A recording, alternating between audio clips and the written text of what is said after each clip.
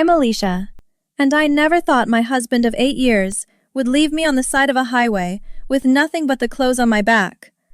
"Brian, please, what are you doing?" I asked as he pulled over onto the shoulder. "Get out," he said coldly. "What? Are you serious?" "Out, now." He reached across me and opened my door. I stared at him in shock. "This is insane! We're 20 miles from town!" "Do whatever, Alicia. I don't care anymore." His face was stone. "Can I at least get my purse?" He grabbed my bag from the back seat and dumped it out the window. My wallet, keys, and phone scattered across the gravel. "There, happy?" "Brian, stop!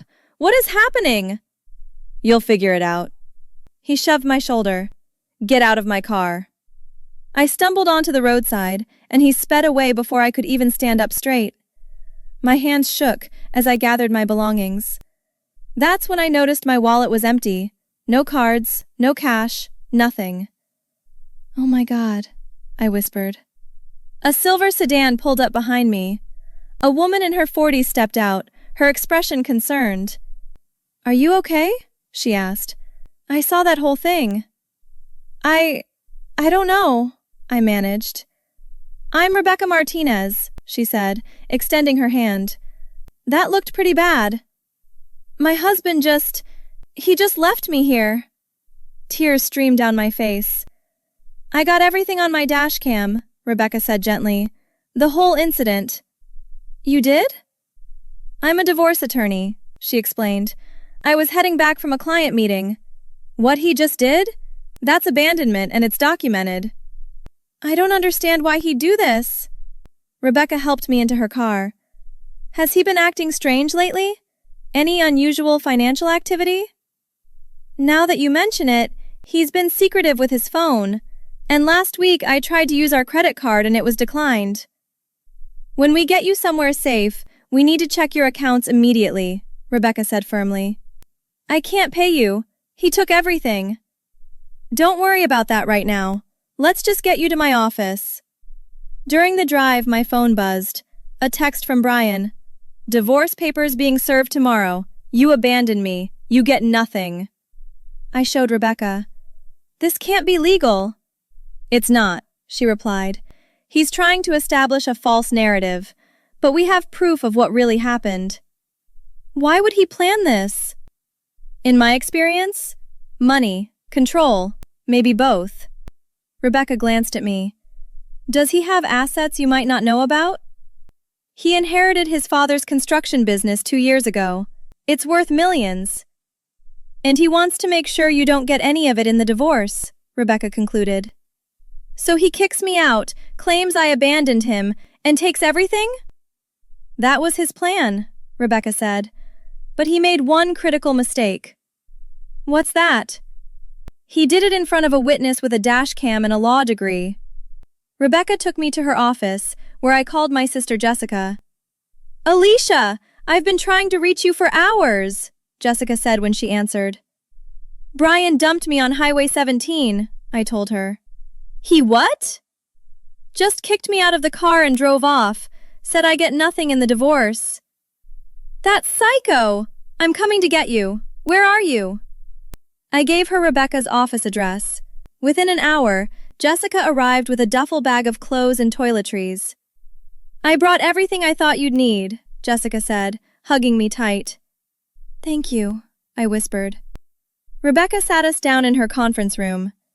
"I checked public records. Brian filed for divorce this morning, claiming you abandoned the marriage." "That's a complete lie!" Jessica exclaimed. "I know," Rebecca said calmly, "and we can prove it, but there's more." She pulled up bank statements on her laptop. "Your joint accounts were drained 3 days ago. All $47,000 transferred to an account in Brian's name only." My stomach dropped. "He's been planning this." "There's also this." Rebecca showed us property records.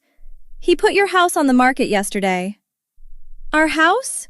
I felt dizzy. Jessica grabbed my hand. "This is fraud, right?" "It's financial abuse and potentially illegal asset hiding," Rebecca confirmed. I have a private investigator I work with. Should I call him? Yes, I said firmly. I want to know everything Brian's been doing. Rebecca made the call. Kyle? It's Rebecca Martinez. I need a rush job. 2 days later, Kyle Anderson met us at Rebecca's office with a thick folder. Your husband's been busy, Kyle said, spreading photos across the table. This is him with Stephanie Clark. They've been seeing each other for 6 months. The photos showed Brian with a blonde woman, kissing outside a hotel. His mistress, I said numbly. It gets worse, Kyle continued. He's been funneling company money into offshore accounts. I found transfers totaling $800,000 over the past year. Jessica's eyes went wide. That's tax fraud. And embezzlement, Rebecca added. The business is partly owned by shareholders, right? His 2 partners each own 25%, I confirmed. So he's stealing from them too. Rebecca made notes. This changes everything. What do we do? I asked. We document everything, Rebecca said. Then we contact his business partners and the IRS. Won't that take forever? Actually, I know one of his partners, David Thompson. We went to law school together. Rebecca picked up her phone. Let me call him. David? It's Rebecca Martinez. Yes, it's been too long. Listen, I need to talk to you about Brian Mitchell. No, this is serious. Can you come to my office today? An hour later, David Thompson sat across from us, his face growing redder as Kyle presented the evidence. That son of a... David caught himself. Sorry, this is just... Brian's been stealing from the company? For over a year, Kyle confirmed. And I'm his wife, I added. He abandoned me on the highway 3 days ago to hide assets before the divorce. David's jaw clenched. What do you need from me? Access to company financial records, Rebecca said. And your testimony if needed. You've got it, David said without hesitation. Brian and I started that company with his father. If he's been stealing, I want him buried. Rebecca scheduled a meeting at Brian's lawyer's office, claiming we wanted to discuss settlement terms. Brian looked smug when we walked in. Ready to sign away your rights, Alicia? Not quite, I said calmly. His lawyer, Mr. Patterson, gestured to chairs. Let's keep this civil. Oh, it'll be civil, Rebecca said, opening her briefcase. Let's start with the dash cam footage from 3 days ago. She played the video. Brian's face went pale as he watched himself dump me on the highway.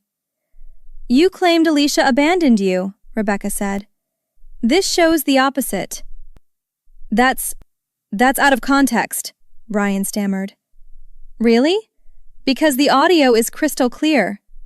Get out. Do whatever. I don't care anymore. Rebecca fast-forwarded. And here you are, throwing her belongings onto the road. Mr. Patterson looked at Brian. You told me she left you. She did, eventually. After you forced her out of a moving vehicle's vicinity, Rebecca corrected. I pulled out the bank statements. Now let's talk about the $47,000 you stole from our joint account. That's my money! It's marital assets, Rebecca countered. Taken without consent, 3 days before filing for divorce. That's illegal. Brian's lawyer was furiously taking notes. Is this true? And there's more, I continued. Kyle, would you present your findings? Kyle laid out photos of Brian and Stephanie. 6 months of documented infidelity. So what? Brian snapped. California is no fault. But this isn't. Rebecca dropped the offshore account records on the table. $800,000 in hidden assets. That's fraud. The color drained from Brian's face. Where did you get those?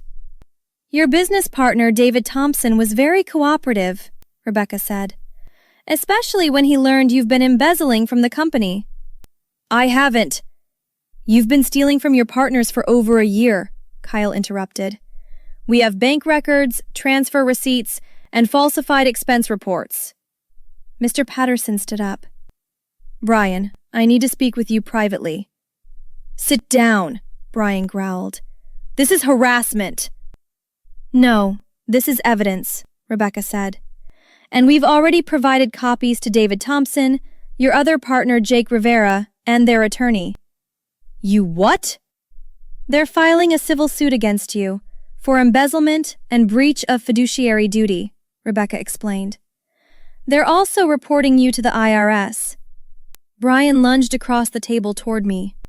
"You destroyed my life!" Kyle stepped between us. "Don't even think about it." "You did this to yourself," I said quietly. "You got greedy, Brian. You thought you could kick me out, hide your money, and steal from your partners. You thought I'd just disappear." "I gave you everything." "You took everything," I corrected. "But I'm taking it back." 2 months later, I sat in the mediation room with Rebecca beside me. The mediator, Judge Harrison, reviewed the documents. "This is quite a case." "Your Honor, my client has been completely cooperative," Rebecca began. Brian's new lawyer, his third since Mr. Patterson quit, looked exhausted. "We'd like to discuss settlement options." "I bet you would," Rebecca said coolly. Judge Harrison looked at Brian. "Mr. Mitchell, you're facing criminal charges for embezzlement, civil suits from your business partners, and IRS investigation for tax fraud. Is that correct?" "Yes, Your Honor," Brian mumbled. "And Mrs. Mitchell is seeking the marital home valued at $650,000, plus 60% of marital assets, and $200,000 in compensatory damages." "That's correct," Rebecca confirmed. "That's everything," Brian burst out. "No," Judge Harrison said firmly. "Everything would be criminal prosecution and prison time. This is a settlement offer," Brian's lawyer whispered urgently to him. Brian shook his head. "We'll take our chances in court," his lawyer said weakly. Rebecca smiled. "Then the district attorney will be pleased. He's very interested in those offshore accounts." "Wait," Brian said suddenly. "How much prison time are we talking?" 5 to 10 years for embezzlement," Rebecca said, "plus tax evasion charges. You could be looking at 15 years total." Brian went white. "I need to talk to my lawyer. Alone." We stepped outside. Jessica was waiting in the hallway. "How's it going?" she asked. "He's panicking," I said, finally realizing what he's facing. 15 minutes later, they called us back in. Brian looked defeated. "We accept the terms," his lawyer announced. Judge Harrison prepared the paperwork. "Mr. Mitchell, you understand this is final? No appeals? No renegotiation?" "Yes, Your Honor," Brian said quietly. As I signed the settlement, Brian leaned toward me. "Alicia, I'm sorry. I was stupid. Can we talk about this?" "No," I said simply. "But I love you. I made a mistake." "You made dozens of calculated choices," I interrupted. "You drained our accounts. You hid money. You planned to leave me with nothing.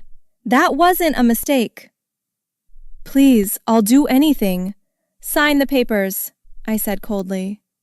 He signed with shaking hands. Outside, Jessica hugged me tight. "You did it!" "We did it," I corrected, looking at Rebecca. Rebecca handed me the keys to the house. "It's yours now, completely." "What happens to Brian?" Jessica asked. "His partners are forcing him out of the company," Rebecca explained. "He has to sell his shares at a loss to pay restitution, and Stephanie left him the day his accounts were frozen." "Good," Jessica said. "He deserves worse." David Thompson called me that evening. "Alicia, thank you for exposing him." "I'm just glad it's over," I said. "He would have bankrupted us all. The company's better off without him." "I'm glad something good came from this mess." "You're a fighter," David said. "Brian never knew what he had." I'd learned that revenge isn't about destruction. It's about refusing to let someone destroy you. Brian tried to erase me from my own life. but instead, he erased himself. Have you ever had someone try to take everything from you, only to watch them lose it all instead? Sometimes standing your ground is the best revenge. Like and subscribe for more stories about people who refused to be victims and fought back the right way.